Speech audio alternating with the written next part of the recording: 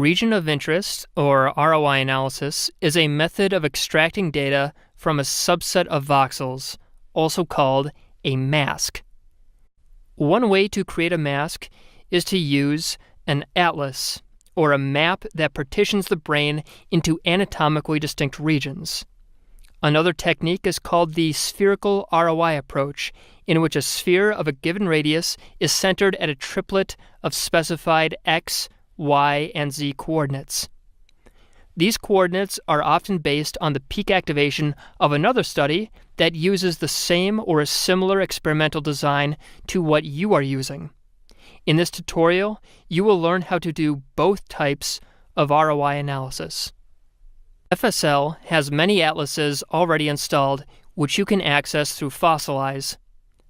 First, load the MNI template that you normalized your data to. Then, click on Settings, OrthoView 1, and select the Atlas panel. It will open up a new window called Atlases. By default, the Harvard-Oxford cortical and subcortical atlases will be loaded. You can see how the atlas partitions the brain by clicking on the Show Hide link next to the atlas name. The Harvard-Oxford atlas is a probabilistic atlas, which means that the voxel at the center of the crosshairs in the viewing window is assigned a probability of belonging to a brain structure. To save one of these regions as a mask, click on the Show Hide link next to the region you want. In our example, let's say we want to use the paracingulate gyrus. Clicking on the link will show that region overlaid on the brain, as well as load it as an overlay in the Overlay List window. Click on the disk icon next to the image to save it as a mask. Save it to the flanker directory and call it PCG. Once you've created the mask, you can then extract each subject's contrast estimates from it. For the incongruent minus congruent contrast estimate, for example, you can find each subject's data maps in the directory flanker second-level.gfeat cope3.feat stats. My preference is to extract data from the Z statistic maps, since they are standardized and easy to interpret. We will need to merge all of the Z statistic maps into a single data set. To do this, we will use a combination of FSL commands and Unix commands. For more details about how this command works, see the link for the book chapter in the More Info box down below. Move the allzstats.nai.gz file up 3 levels so that it's in the main flanker directory. Then use the FSL meanTS command to extract data from the PCG mask that we just created. This will print 26 numbers, 1 per subject. Each number is the contrast estimate for that subject, averaged across all of the voxels in the mask. You can then copy and paste these numbers into a statistical software package, such as R, and run a one-sample t-test to see whether the contrast estimates are significantly different from 0. These results, as you can see, aren't statistically significant.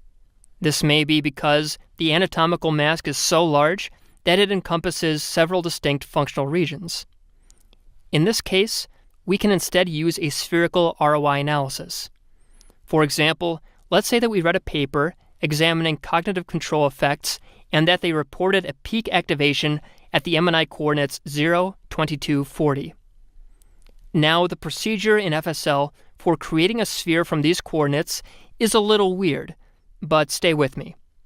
We first need to convert these MNI coordinates to voxel space, which can be found in Fossilize. Enter the MNI coordinates in these fields down in this window here, and notice how the numbers change over here, and then write down the numbers in the voxel location fields. In a terminal, type the following command.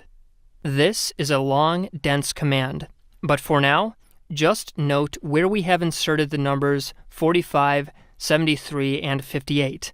What this command does is create a single voxel that we will use as a base for the next command. This command now expands the single voxel into a sphere with a radius of 5 millimeters and labels the resulting sphere as Jan sphere DMPFC 0, 20, 44 to indicate the coordinates. Next, type this command, which will binarize the sphere so that it can be read by the FSL commands. This code is all pasted in the More Info box down below for your reference. Load this mask into the fossilized viewer to make sure it is where you think it should be. You can hide the other layers to make it easier to see where the mask is. Lastly, we will extract data from this ROI by typing the following command. You can then copy and paste these numbers into R and run a one-sample t-test. Because this ROI is more localized, we have more power to detect the cognitive control effect. And with that, you have completed the fMRI short course. In the fMRI tutorial you just completed, you learned that group-level contrast maps are created through something called a mass univariate analysis. In other words, we carry out as many statistical tests as there are voxels. Given that a typical fMRI dataset contains tens of thousands of voxels, this can quickly lead to an unacceptably large number of false positives.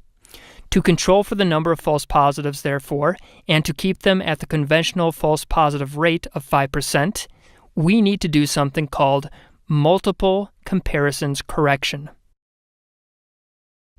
In the good old days, many neuroimaging researchers used a correction method called Bonferroni correction.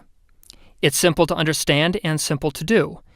Take your alpha level, or the false positive rate you're willing to live with, traditionally set at 5%, and divide it by the number of tests that you carry out.